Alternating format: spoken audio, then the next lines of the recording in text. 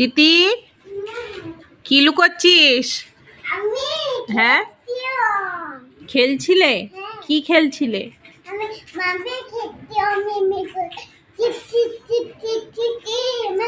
ওরকম করে কে খেলে? ও আর তোমার হাতে দেখি কি ওটা?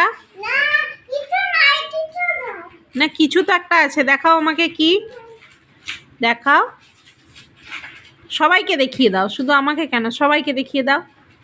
হাই বলো আগে। ললিপপ তোমার পছন্দ? কে দিল তোমাকে?